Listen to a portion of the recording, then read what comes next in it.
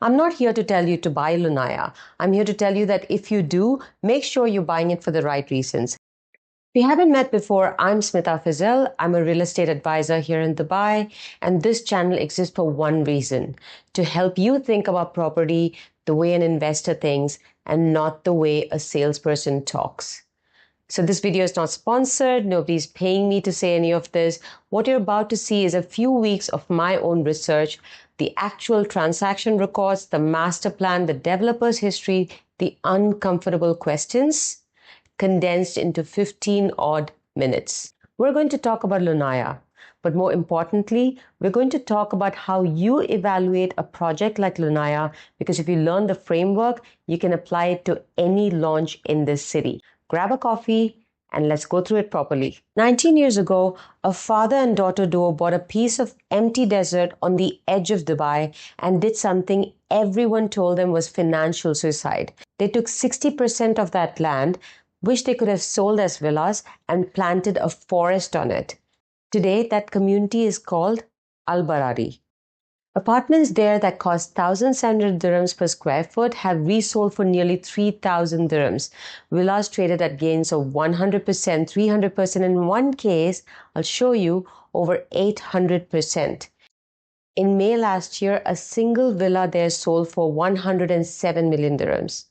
This year, that same family quietly launched a new community. Different location, different partner, same philosophy. I spent the last few weeks going through the transaction data, the master plan, the numbers, and today I want to walk you through the full thesis, not the sales pitch, the thesis, including who should absolutely not buy here. Let me be upfront about how I work. I look at almost every launch in the city, and the last 18 months, fewer than 5 have passed the filter I use before I'll even discuss the project with a client. Most fail in the first hour. Pricing that doesn't match the fundamentals, developers who've never delivered, locations with no structural reasons to grow. Lunaya passed for a reason that's rare in Dubai. It isn't selling me a dream, it's selling me a repeat. A developer with a 20-year verifiable track record is attempting the exact thing they already did once, in the path of the largest infrastructure spend in the city's history. That's a testable claim, so let's test it. To understand Lunaya, you have to understand Barari, because Barari is the evidence. Go back to 2005, freehold had just opened, every developer was doing the same math: buy land, maximize unit, sell fast. In the middle of that gold rush, the Zaal family commits over $6 billion to do the opposite math. Barari, it means wilderness in Arabic, gave more than 60% of its 15 million square feet to botanical gardens, lakes, and waterways. Over 500 plant species, density that barely made sense on a spreadsheet. And for years, it looked like the wrong call. The 2008 crash hit them hard, and the market wanted glitz while they were growing trees. But something happens when you're only one of something. The trees matured, the city grew out to meet them, and every family that wanted to live inside genuine greenery discovered there was exactly one address. 20 years on, nobody has copied it, because the model requires giving your most expensive input, land, to something you can never sell. That takes patience, family capital, and it's why scarcity here was never marketing. It was inbuilt. Now let's look at the person at the center of the story, Nadia Zaal. Studied economics and politics in London, took a safe government job in Abu Dhabi, and quit. In her own words, I'm not the conforming type.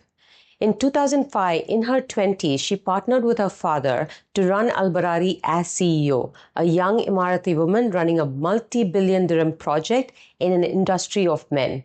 In 2008, she founded her own company, Zaya, in possibly the worst year in history to do it. The crash nearly took her down. She's been refreshingly honest about that. What came out on the other side, though, was Lunaya Island in Abu Dhabi and then Zuha Island. This year, Forbes Middle East ranked her among the region's most impactful real estate leaders. So, when I say the team behind Barari is building again, I mean the actual person, not a license. Lunaya is a joint venture, Zaya and Fi Holdings. And here's the details most videos about this project skip. Nadia Zaal and Fi's founder Kabir Mulchadani are married, have been since 2012.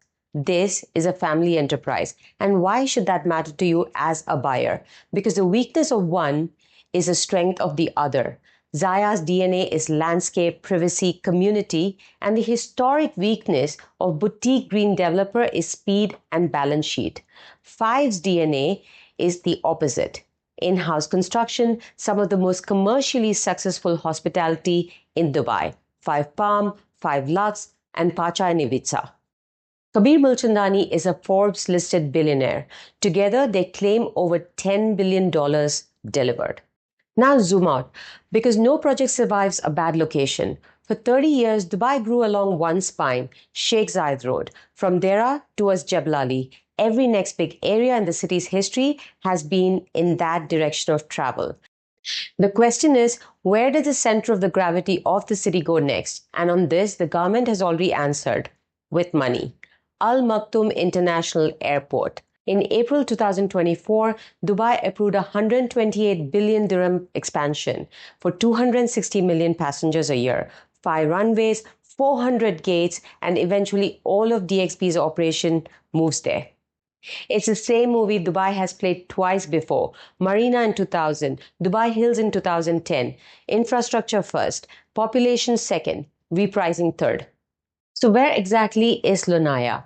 It's in Jebel Ali, directly off Sheikh Zayed Road with a 3-lane access. It's the first villa community with direct Sheikh Zayed Road frontage since Emirates Hill.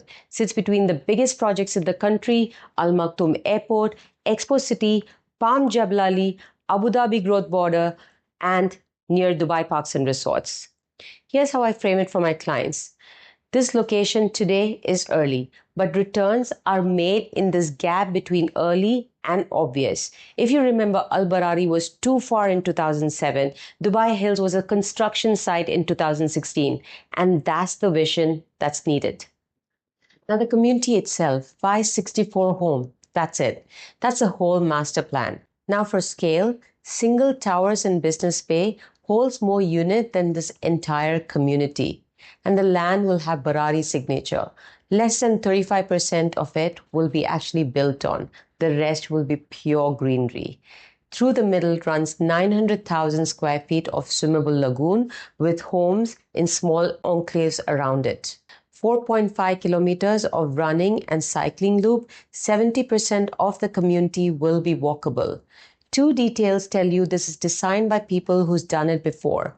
First, privacy engineering. Plots rotated so living spaces don't stare at each other. Second, the amenities aren't just a checklist. They're operating from a hospitality layer of the 5 restaurants, the lagoon, cinema, paddle, a farm-to-table cafe. And why do green communities command such premiums? Because greenery is the one amenity that appreciates. A gym is worth the most the day it opens. A tree is worth the least the day it's planted. Let me now put the whole investment case in one place, and I'll keep it to 3 numbers that actually matter. First one, 1,700 to 2,000 dirhams per square foot. That's roughly Lunaya's cost today across townhouses and apartments and villas. Second, 2,770. That's the current median price per square foot in Al Barari. The newest Barari apartments are selling off-plan between 2,400 to 3,400 per square foot. Third, 60 billion. That's the government dollars that is committed to infrastructure around Lunaya before its 2029 handover. So you're buying the same design philosophy from the same people at 35 to 45% discount in the corridor, receiving the largest public investment in the city. And the discounts exist for a reason. The trees haven't grown yet and neither has a neighborhood. You're being paid to wait. The payment structure respects your capital too. At 40/60 for the villas, 25/75 for the apartments, most of the money isn't due until the keys are handed over. In Al Barari's data, the 65 to 85% gains came exactly from this setup. Now, if you're buying to live, the calculation is much simpler. There is simply no other address in Dubai where you can buy into the Al Barari School of Design at these prices. In Al Barari itself, 4-bedroom villas start now at 8 million. Lunaya's 4-bedroom starts at 4.9 million. Lunaya fits the patient investor with a 3 to 5 year horizon for a differentiated asset. The family that genuinely wants a green, low density living, the Abu Dhabi commuter, and the Al Barari admirer who was priced out at the original. Skip it if you need rental yield now. Buy ready stock. Skip it if you want to flip within 18 months. The exit market is too young for you. Skip it if your life is in downtown or DIFC because the drive will wear you down. Skip it if the handover bullet will stretch you. There's no shame in either list. Matching the asset to the investor is the entire job. So here's where I land. Dubai does not have many developers who have proven that they can create places that outperform for 15 years straight. This is a family that's betting on its own name on the city's southern growth corridor. This is the offering, with a payment plan that leaves most of your cash free until 2029. And this is what the actual investment looks like. I'm not here to tell you to buy Lunaya. I'm here to tell you that if you do, make sure you're buying it for the right reasons. And if you don't, you've passed it knowing and understanding what exactly it offers. If you want the full memorandum, the comparable transaction, the exit modeling, the scenarios, message me. See you in the next one.